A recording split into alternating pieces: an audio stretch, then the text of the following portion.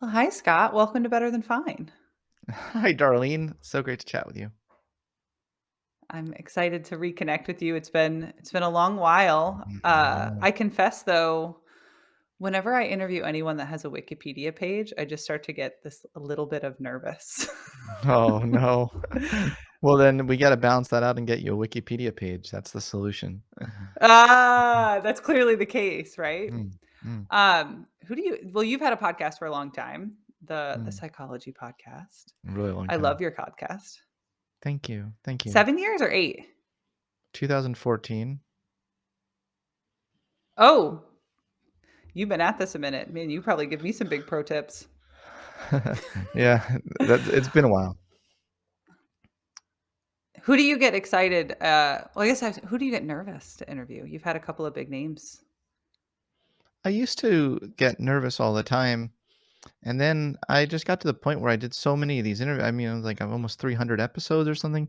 You get to a certain point where like no one really makes you nervous anymore. Like you realize that they're all human. And, as soon as you within the first 5 minutes, you realize just how human people are, no matter what their credentials or anything like that. If you just treat people as human, that's the way to go. If you treat them as human, you talk to them as human, and, things go wrong when you put people on a pedestal, I think.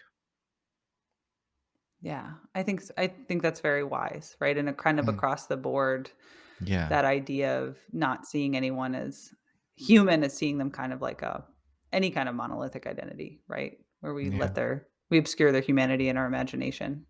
Yeah, yeah, very wise place to start. mm, mm, Well, and you have many wise things that you share, and there's so many different directions that we could explore. And mm, actually, my first spark of inspiration came from that Wikipedia page. mm, Uh, there's a quote I want to throw out here that you specialize in intelligence, creativity, and human potential. That most media attention is focused on your attempt to redefine intelligence. mm, And I've always appreciated when you put out concepts around intelligence and mm. the dual process theory. So can you share to kick us off here Thanks, around darling. what is the dual process theory of intelligence? Like just share with us for that. Sure, it's been a hot minute since someone asked me to explain the dual process theory of human intelligence. I really appreciate it. That was my baby in grad school.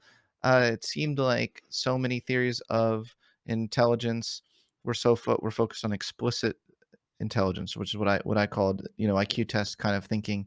I relabeled it in my dissertation as explicit intelligence because it requires you to hold information in your working memory and be able to manipulate it in your working memory. And people who have executive functioning difficulties don't tend to do as well in these kinds of tests. So their intelligence can be judged perhaps as lower than is fair to assess for the person, then their real potential can show. And the dual process there is the dual process of the mind, which is the explicit cognition, and then an implicit cognition. And I argue that like 50% of the intelligence pie was being ignored. That so much of life requires and draws on our ability to non-consciously look at different probabilistic patterns in nature and humans. The way humans are unpredictable. There's not like there's 100% predictability there. There's a lot of messiness, and doing like really rich statistical computations at an unconscious level, things that far exceed working memory capacity. In some ways, some people could argue that this implicit intelligence that I focused on in my dissertation is actually much more extraordinary in terms of intelligence than the kinds of tests that we call intelligence tests. Yeah. And that spark, exactly what you're describing, to me has always seemed like the essence of, cleverness, wisdom, wit, like so much that goes into deep humor. And as a writer, I know you probably know how hard it is to craft a good joke, to enliven an audience, to there's so many different layers that go into and just common sense that Mm. has nothing to do with my ability to recall facts or run, do math in my head or whatever. Yeah. And that's Yeah. one of the things I most appreciate about this and why I wanted to start here. Yeah. Thank you. Thank you. Yeah, no, I'm glad you started there. It's great. People rarely ask me that. Well, because so much of what I see you putting out now feels like it's been built on this Yes, foundation. it has. And if are you comfortable sharing your story with us around, like, your No, I own retired it. upbringing and your own I Oh, was you just at retired I it? retired it. I just had a whole 3-hour Hidden Brain episode, um, uh, recording for an upcoming Hidden Brain episode on NPR Oh, cool. where I exhausted every nook and cranny of that story, and I was like, "I'm done. I'm Alright, let's done." plug it then. Plug his upcoming episode of Hidden Brain if you wanna hear the Yes, behind the right. scenes story of There you Scott go. Barry Kaufman. There you go. There you go. Um, but I just look at to inspiration in my own life, and so much of what you're doing now feels built on this idea that it's not just the ways Yeah. that we're been taught to think about intelligence, that there's so many other ways that we can show up in the world creatively and contribute. And that so much more of our conversation today, I'm hoping we kind of wander down these paths. But I think it's built on this spark that you had, this insight into intelligence. Yeah, for sure. I mean, the thing that's really directly relevant about my early childhood experiences and the work I do today is that I was definitely an oddball in school, but I was also a nonconformist, and I don't think that people really appreciate children who are nonconformists or who are creative or have a rich imaginations. And so it was much easier to put all sorts of labels on me and stick me in a special ed room than to actually uh, engage in my creativity and let me express it and give me materials and resources to do what I really wanted to do, which was not the boring ass stuff they were doing in the classroom. Like, oh, well, the teacher was, like, reading, like, a book that was, like, so boring, and I was reading books, that were, like, rich sci-fi, Piers Anthony in, like, 1st grade, Yes. and they're reading, like, "And Spot says to Mary," and I was like, "Y'all are some boring ass So anyway, the point here is that, that gets you in detention. That doesn't but it shouldn't. It Yeah. shouldn't. We should actually take kids where they are, and help them wherever they are. I believe in different developmental trajectories, and so that's a big part of my mission today. Really is recognizing that we're all in different parts of this journey at different times, and some kids really need additional resources to thrive, or else I get really bored. And we all need to be challenged, and we all need to have some match to what our inner stream of dreams, desires, and wishes in life are. If it's so mismatched with our external environment, well, as a child, it's frustrating. It's also frustrating as an adult. Imagine being at a job and they keep giving you jobs and tasks to do, and you're like, "This is boring." Like this is just a fact of life, And I'm really all about matching people with their unique mind. And the not just boring, right? Like this understimulating this idea that growth somehow ends, right? Whether it's 18 or 23 or when you have kids, like some of the other things I see you putting out are around this idea of a lifelong journey of learning and exploration. The metaphor that you use in Transcend is this ship that you're building, this robust ship to explore the world in. And do you Yeah. just want to tack along the shore, or do you want to be able to go off and explore the whole world? And how much more of a rich existence do you get when you're empowered with those tools as a child, right? Mm, mm, But I think yeah. also to flip that you can be empowered with those tools as an adult too. Yeah. Totally. Totally. I mean, I'm I'm all pulling about this that. from you. No, well, honestly, Darlene, you're doing awesome work. I love the coaching space you're in, and this you inhabit this stuff all the time as well. So, don't sell yourself short. You're making But me blush now. well, it's important not I'm to just sell honored yourself to be on your short. radar, sir. Yeah, yeah, of course. No, you very much are. You very much are. But this is why I'm really excited about creating this new form of coaching. I'm calling self-actualization coaching because I think that that needs to be a focus in the coaching world is specifically helping people design the kind of life they want to live on their own terms and in a way that's in synergy with the world, where what's good for you is good for the world. Not saying not some sort of selfishness thing. I think a lot of people have misconceptions what self-actualization means, but something that's Well, really tell us what it means. what does self-actualization mean? Yeah, share Oh my share with the god. listener, our dear, dear Well, listener. well, there's many different ways it's been kind of described over the years, and doesn't originate from Abraham Maslow, the humanistic psychologist, but he certainly used that term a lot. The word term, you think of East Indian philosophy, they use self-realization, that term a lot, and it goes way, way back. But Maslow's notion of self-actualization, in the when he first started his work, was, well, it's just simply, what is that unique creative potential within you? What is the most unique thing that you must do? He says a painter must paint, a musician must make music, or else you're doomed to live an unhappy existence, right? It's the kind of like, whatever your talent and inclinations are, you have to fulfill them, fulfilling your potential, your unique creative potential. But as he got older and faced his mortality more, he started to get to a point of transcendence, of a point of starting to see things beyond his own body, his own existence, to future generations, and what it means to leave a mark for future generations. And he believed that self-actualization was not the highest human motivation, that transcendence was, and that self-actualization was merely a bridge to transcendence.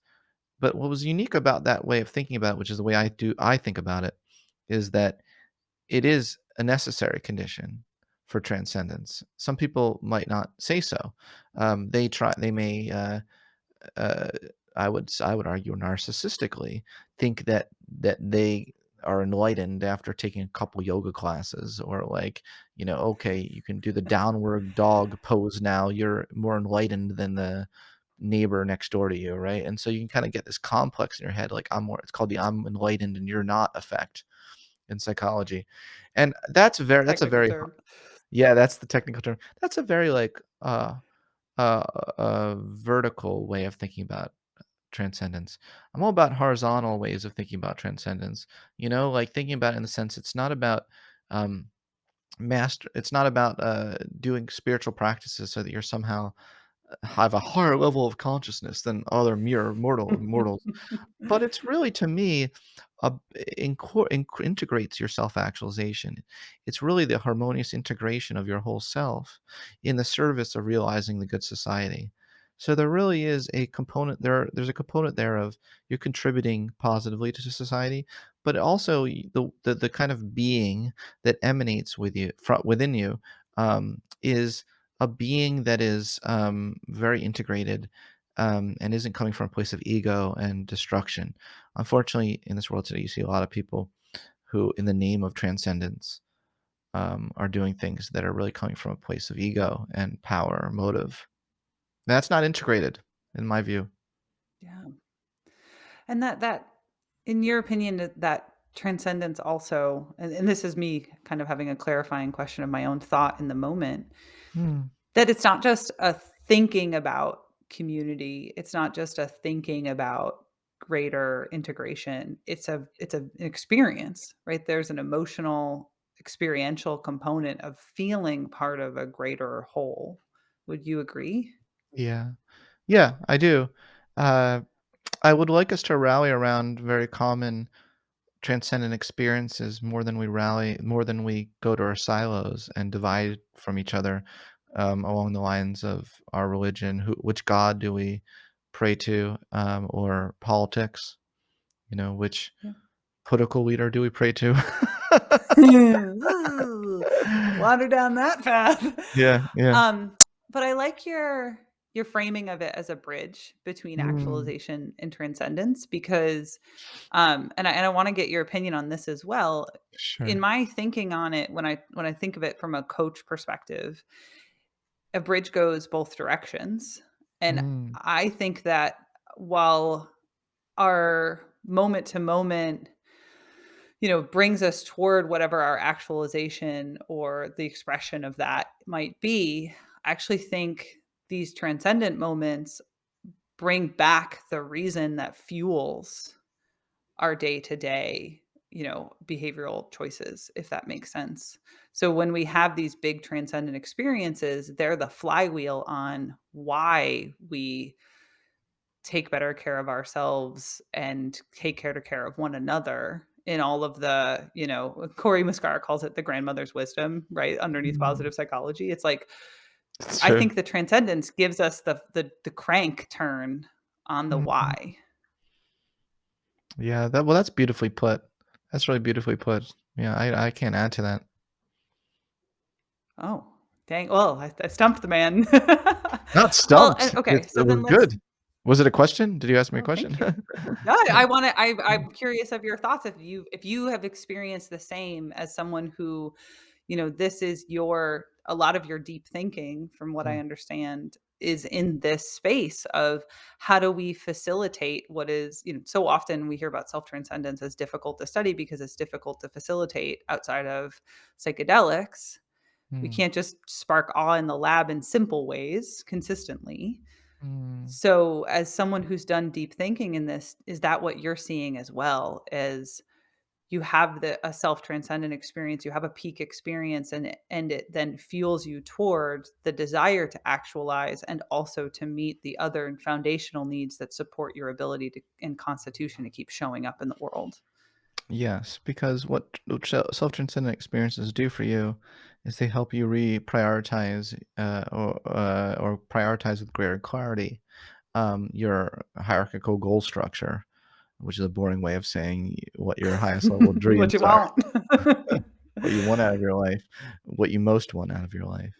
And I think that our that idea of what we most want out of our life can really get out of focus in our day-to-day grind of life with, all the competing do you think of all the competing demands on our attention, all the emails that you don't really wanna respond to? Do you really wanna, like, spend your whole day responding to emails from strangers? I know I don't want to, but I almost feel like I have to, you know?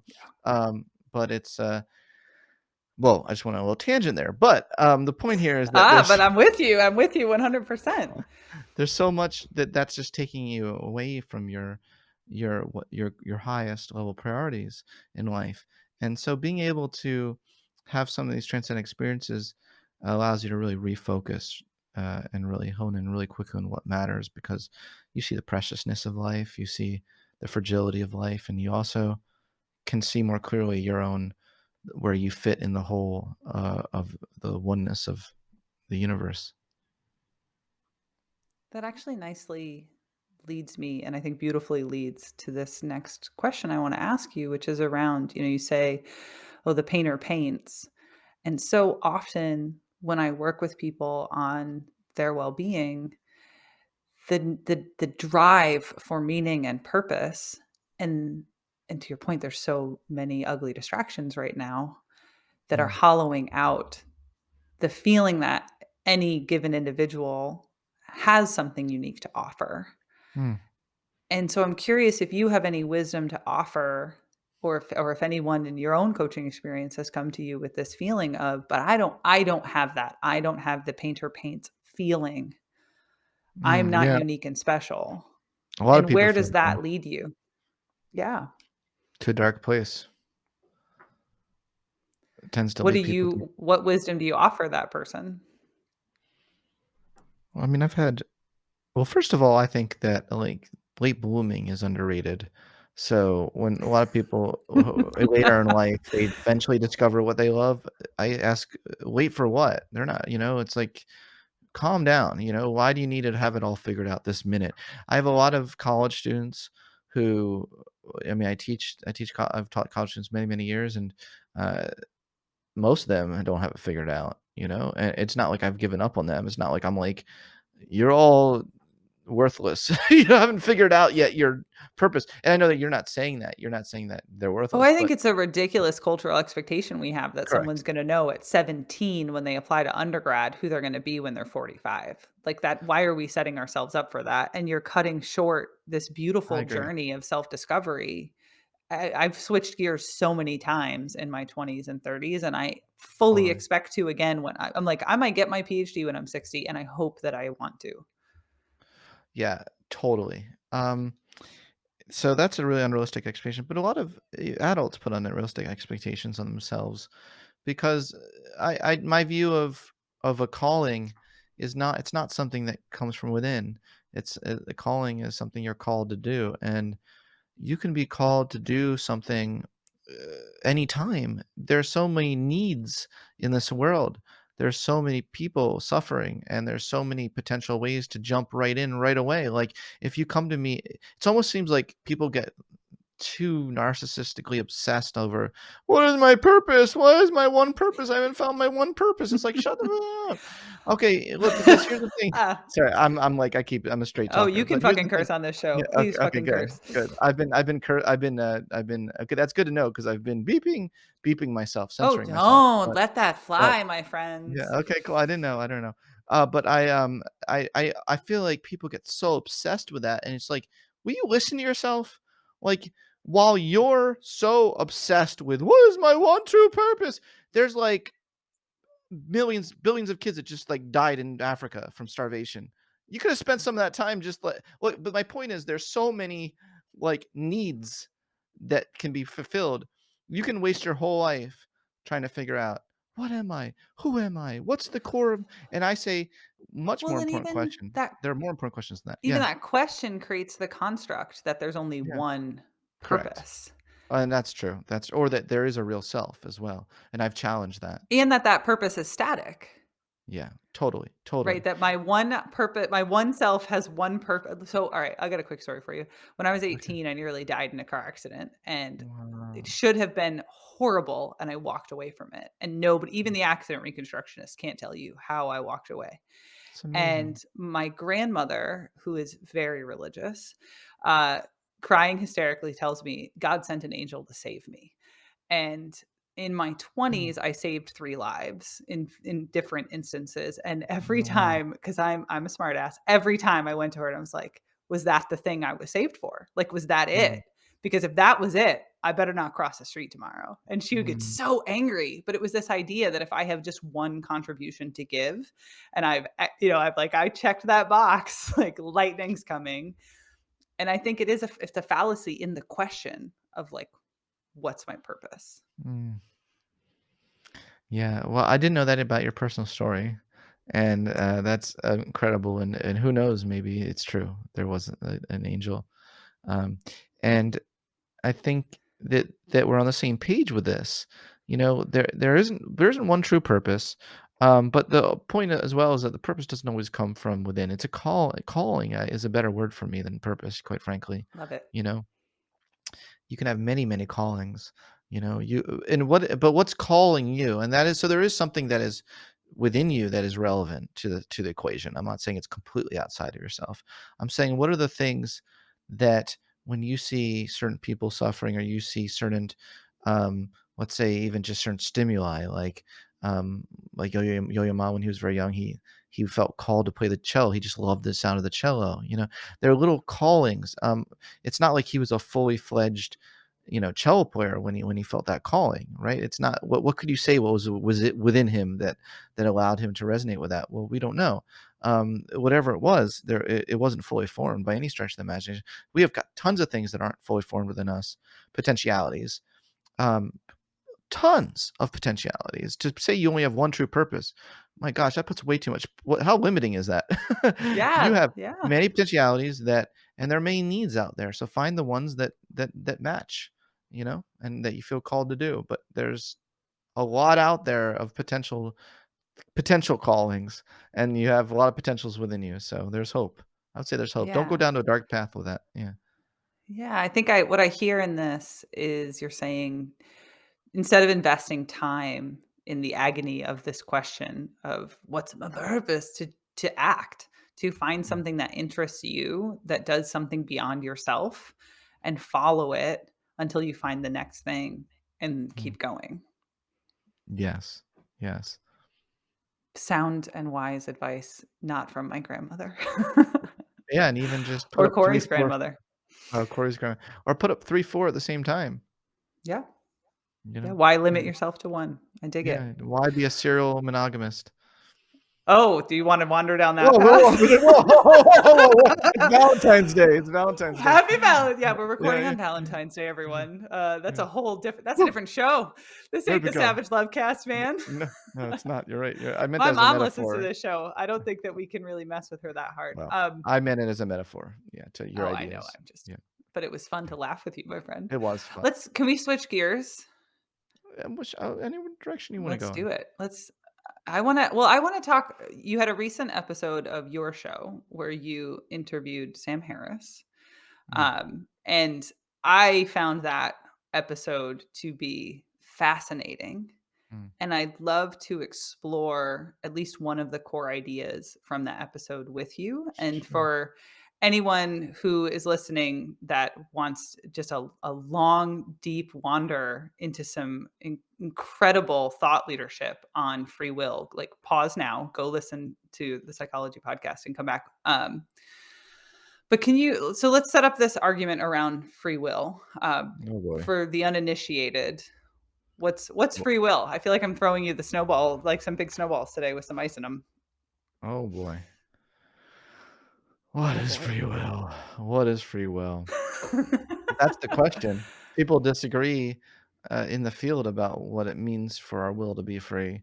Some people, like Sam Harris, think that in order to be free, we somehow have to be outside the laws of nature and not be part of a large, large causal chain going way, way back to the Big Bang, probably, of laws that were that could our current behavior could be explained based on those laws and that could not have been otherwise. So that if we rewind the tape to that moment, we never would have acted differently because we're part of this whole thing beyond our comprehension of which is still not it's not metaphysical. It's grounded in lots of different factors. Going, I mean, you don't even have to go back to the Big Bang. You can go back to the way your mother treated you when you were 5. You know, to your genes, to your environment, to everything leading up to that precise moment had could predict if you had access to all the causal factors, you could predict with 100% accuracy that you would have acted that way and that you would always act that way. So to people like Sam Harris, that is the only free will that he can wrap his head around. Well, I can wrap my head around a little more than that. To me, I think there's some free will worth wanting. So I tend to align with Daniel Dennett's philosophical views on free will, and he has this beautiful book called Elbow Room. What is our Ooh. elbow room of free will? And I think there is some elbow room in there. It's not a lot. Maybe we overestimate it a lot. Maybe I think there's some very good points Sam makes, by the way, very good points, and I consider him a friend. So this is no animosity at all, but he makes some very good points about the extent to which humans probably over think they're in control more than they really are. But there are some things we can do Mm. Yeah, to so correct to ourselves, at least. summarize, I think it's that free will is this question of, do I actually choose my behavior, how I show up in the world? Do I get, choice in the matter, or is it somehow predestined by something outside of myself, whether that being genes or causality, or that there's so many Well, mechanisms that we can't wrap our head around. Yeah. yeah, I mean, if you're not a dualist, then it's hard to wrap your head around what it would mean for a you to somehow step outside the laws of nature and make a decision, like defying the laws. And what will that mean for you, who is part of Yeah, nature, what's that even to mean? defy to Yeah. defy the laws of nature? So I think a lot of people don't really get that when they feel like they're in control. It's like, yeah, you're not really, but nice story, bro. But even within the laws of nature, you know, we have amazing capacities for reflection on our behaviors, for error correction, for imagination and planning, long-term planning. I think that through those more recently evolved cognitive capacities, it has enabled us to change the probabilities of our lives in significant ways that can't be predicted ahead of time because we have, like turtles don't have such good forethought. Um, Well, this is the core nugget of exactly why I wanted to talk to you about this. Okay. And I knew that you and Sam were friends, or I would never have set you up for for that Mm, contention. Because in listening to the episode, what I just kept thinking is, Sam makes this argument about we can't know what thought is going to arise next, right? mm, That like something's going to come out of the ether, and I don't know where that thought comes from, or the impulse that causes that thought, or right mm. back into Yeah, infinitum. yeah. Um, but I can leave myself a post-it note to remind myself to call the doctor, thereby Mm, shaping my behavior going forward. And I can put my sneakers by the door so yeah. that I know I put them on and go to the gym. And Yeah, in that way, I'm shaping with you're right. intentionality.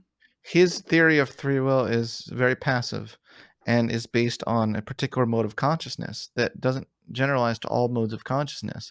You know, he does his meditation and then which is very,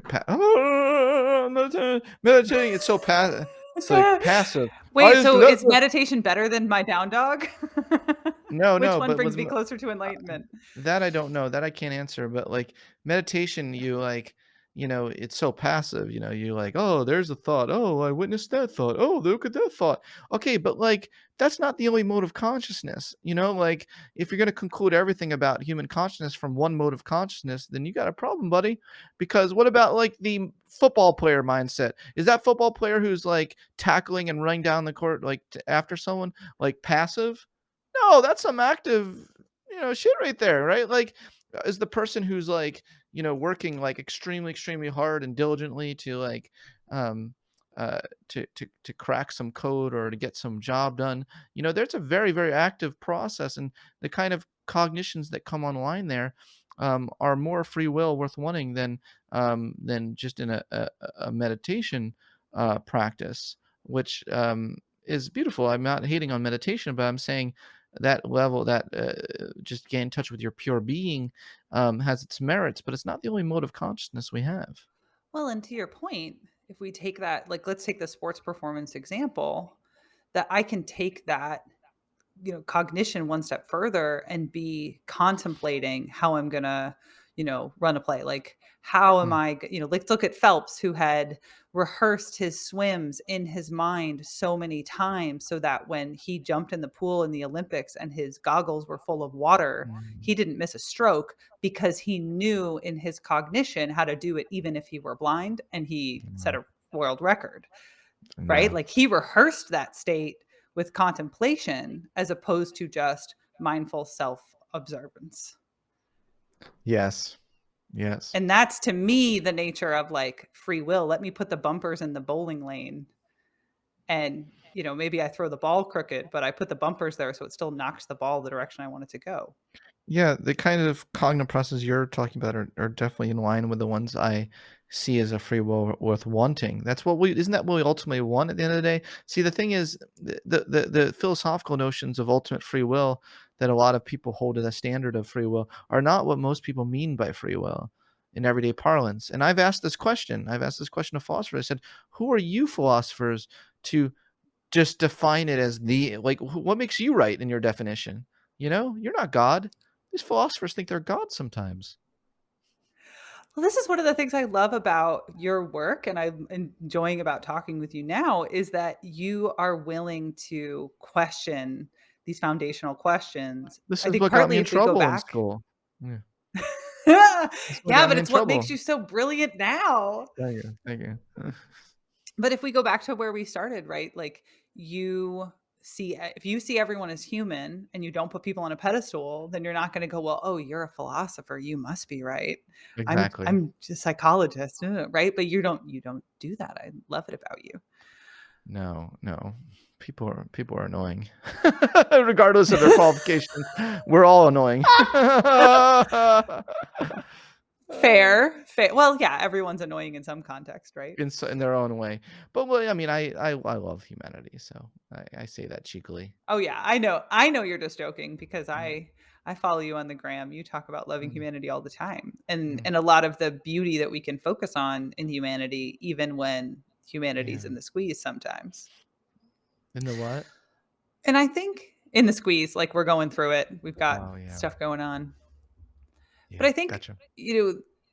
underneath it to me is like, well, why does this question really matter? This question Mhm, around free will.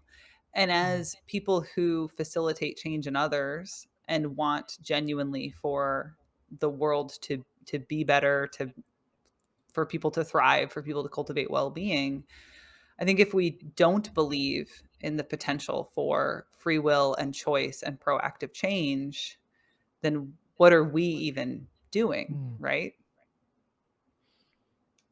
Yeah, um, my project is to help people see that they can change the future probabilities of their life. I suppose it just doesn't matter from my project perspective if we have ultimate free will, because we probably don't have ultimate. I agree with Sam Harris in that regard, but I almost my question is, so what? Like to the person living their life, the organism, you don't have access to all the rules, and so it's still a witnessing that is unfolding. That you don't know the end of the story. That's all that matters. You don't know. It's worth living because you want to know how it ends. Can you tell You us know what more I about your mean? project? I do know what you mean. I'm down. Well, just the overall project of helping people grow and change and self-actualize. That's a very specific project that takes as its assumption that people want to grow and learn and change, and that people can grow, learn, and change, and they can, regardless of whether we vote in free will or not. It's irrelevant. We still can learn, grow, and change. Even if we weren't, we're whatever. We don't need to get into those philosophical debates again. We already kind of just covered them, but the point is, we can, Yeah, no, I'm with you. and we can in extraordinary ways.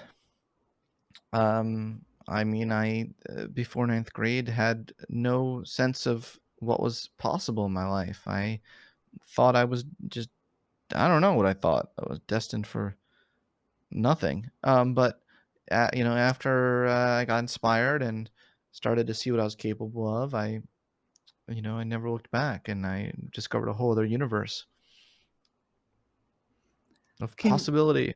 I know the stories in retirement, but my intuition wants to know about that moment of change. What sparked it? What unlocked it? What was the pivot point for you that shifted belief? Well, there were a couple things. One is I had a student. No, I'm sorry, let me try that again. Whoo! One thing, you'll edit that out. You'll get an editor. You'll get an editor. One thing is I had a teacher, a special ed teacher, who took me aside after class and he asked me what I was doing there. She was a substitute teacher. Or not substitute, she was, a special ed teacher that was covering for the other teacher, and I've never seen her before. But she had said, "What are you doing here?" And I could see your frustration, and that really inspired me. That really inspired me because I really wanted to get out, and that really, like, inspired me to see what I was capable of, because I was like, "Yeah, what am I doing here? I don't." She's right. She's right. So Yeah, just need that was a one big one. person. Yeah, just one person, but it also took lots of other people along the way who supported me once I joined mainstream education again, and or not again, just I joined mainstream education, that really supported me and encouraged me to join the choir, join the orchestra. I had a great Latin teacher who I became a Latin scholar. Like, just I nerded out so much, and didn't realize I had all that within me. I didn't know it. I didn't know it. Didn't you also play the cello?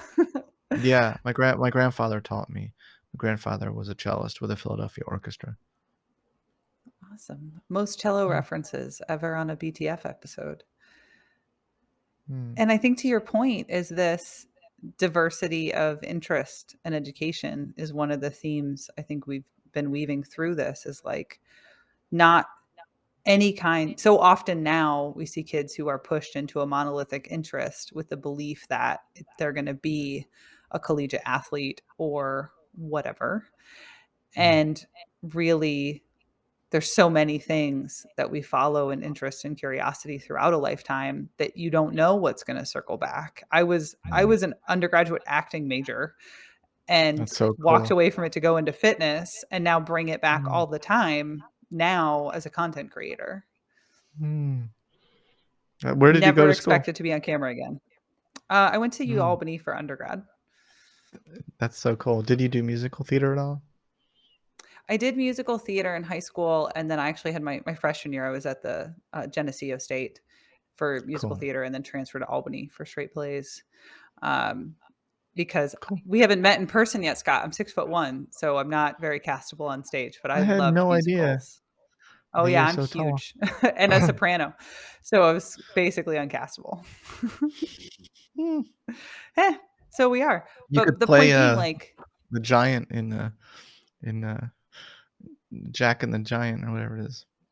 yeah, The right. musical. You know what I wanted to do? One of my, like, early adolescent dreams was to go to Disney and be the evil queen in the parks. I thought that'd be so fun. That is so cool.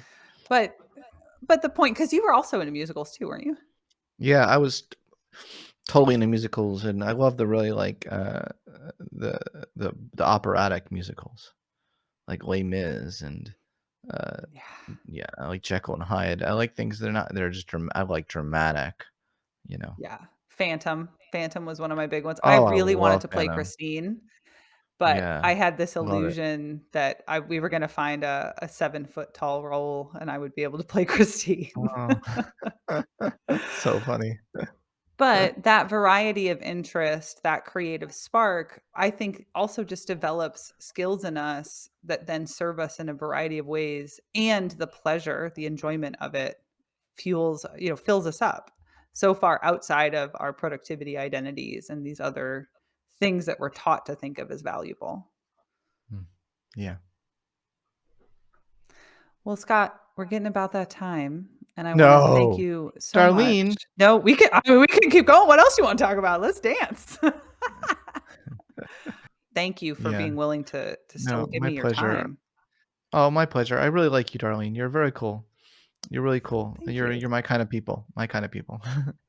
Well, So, we have yeah. many mappy people in common. Yeah, So, we do. I We do. and you I don't know that I communicated this effectively back in 2020, but even the Mm. brief conversation that we That's had helpful? in was it March or April? Mm. Massively helpful, Really? put a Mm. lot of juice into my Good, capstone, and that good. became the foundation of so much that I'm doing now. So that you Amazing. would take the time to talk to me and be on the show now means a lot to me, and I look up to your show, your Thank you. consistency in baking and building that show. Like, just know that I Thank look up you. to you a lot, and I really Thank appreciate you you. being on the show. Thank you, Darlene. Happy Valentine's Day.